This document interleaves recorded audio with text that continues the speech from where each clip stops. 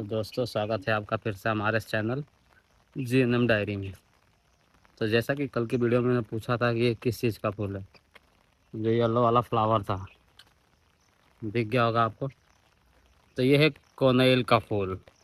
आज ही मुझे पता चला है, मेरे मौसा जी ने मुझे बताया आज कि ये कोनेल का फूल है।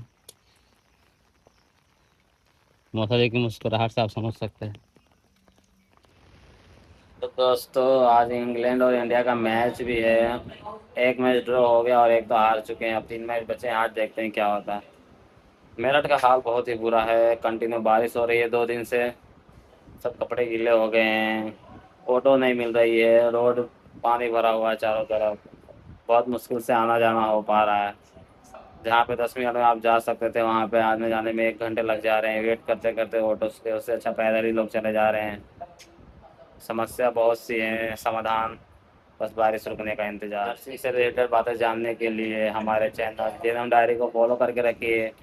और जैसा कि मैंने वादा किया था, तो आज मैंने आपको बताया ये फ्लावर का नाम। जब मैंने बहुत अपने मौसा जी जो थे चंदन, उनसे पूछा था। और तो बस लाइफ कट रही है ऐसा लग रहा है अब तो 5 चीज़ें बताता हूँ। अगर आप जीएनएम करना चाहते हैं तो आपको पहले से जान लेनी चाहिए।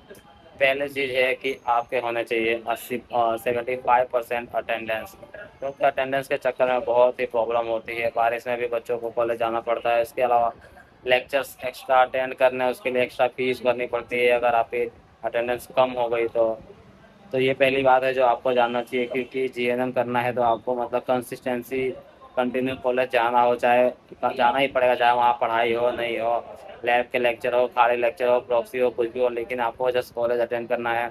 और तो एक प्रॉब्लम हो गई है, पहले जैसे एक बार अटेंडेंस लगा दी, बाकी रजिस्टर में लगते थे, अब ऑनलाइन मतलब ऑनलाइन अटेंडेंस भी लगती है। हर लेक्चर के बाद अटेंडेंस होती है और ऑनलाइन वो आपको दिखाएगा उस एप्लीकेशन में जिस कॉलेज से आप हो।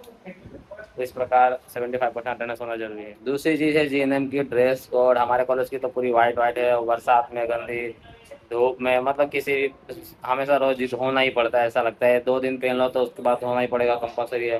तो आप जिस कॉलेज में एडमिशन ले रहे हो तो एक बार पहले उसका ड्रेस कोड चेक कर लें। जैसे ब्लैक पैंट हो, थोड़ी क्रीम कलर की, ऐसे मतलब शर्ट हो जो जल्दी गंदी ना हो। क्योंकि 75% अटेंडेंस के चक्कर में रोज रोज कॉलेज जाना पड़ता है, तो रोज रोज कपड़े भी धोने पड़ेंगे।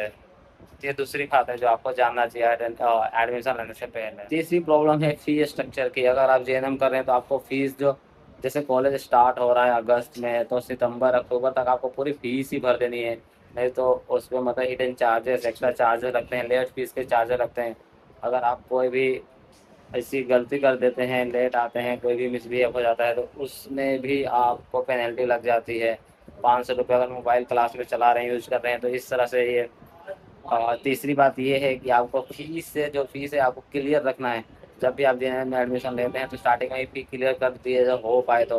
नहीं तो सेकंड ईयर में आ गए तो स्टार्टिंग में ही सेकंड ईयर की पूरी फी भर दे। अगर थर्ड ईयर में आ गए तो स्टार्टिंग में ही पूरी फी भर दे, नहीं तो एक्स्ट्रा चार्जेस लग जाते हैं। तो ये चौथी बात है यूज़ ऑफ मोबाइल फ़ोन। ऐसे तो आप नॉर्मली मोबाइल किसी भी कॉलेज में रहते हैं, अगर आप जीएनएम के अलावा कोई दूसरा कोर्स करें तो मोबाइल यूज कर सकते हैं। जीएनएम में भी ऐसा है कि कर सकते हैं, लेकिन कभी कभी जो रूल्स हैं वो बहुत ही स्ट्रिक्टली फॉलो होने लगते हैं और आपको सुबह ही मोबाइल सबमिट करना पड़ता है। उसके बाद आपको मोबाइल मिलता है 4 बजे। और कभी कभी अगर किसी कॉलेज में सब नहीं भी होता है तो अगर मोबाइल में साइलेंट नहीं हुआ, किसी प्रॉब्लम, अगर किसी का फ़ोन आ गया या आप मोबाइल यूज़ करते हुए पकड़ेंगे तो मोबाइल सबमिट हो जाता है। उसके बाद आपको लेटर लिखना पड़ता है एप्लीकेशन कि अपोलोगाइज की दोबारा कभी मोबाइल नहीं यूज़ करूँगा।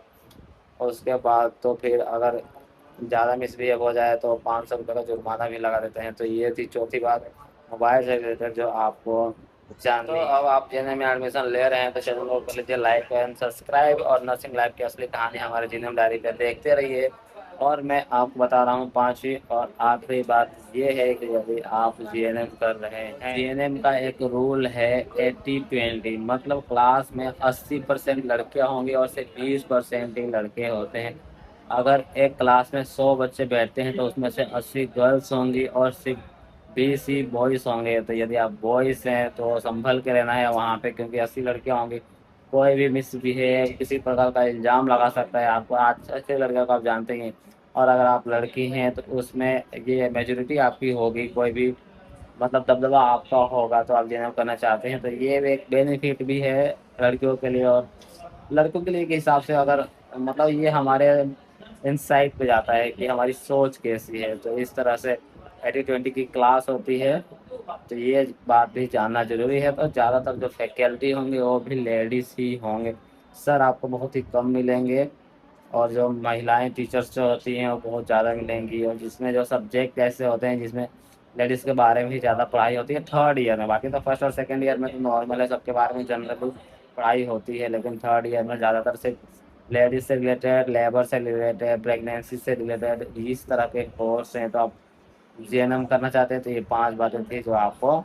या आप मेरठ में सुभाष नर्सिंग कॉलेज से जीएनएम करना चाहते हैं तो डिस्क्रिप्शन में दिए हुए नंबर मुझे कांटेक्ट करके जानकारी प्राप्त कर सकते हैं। और मतलब गूगल पे आप अगर सर्च भी करेंगे सुभाष कॉलेज तो आपको नंबर मिल जाएंगे, जिसमें आपको एडमिशन प्रोसीजर के बारे में अच्छे से मैडम बता देंगी। तो दोस्तों आपने मेरी वीडियो देखी, होप कि ये वीडियो आपके लिए इंफॉर्मेटिव हो, और आपने यहाँ तक वीडियो देखी इसलिए आपका बहुत बहुत ही धन्यवाद।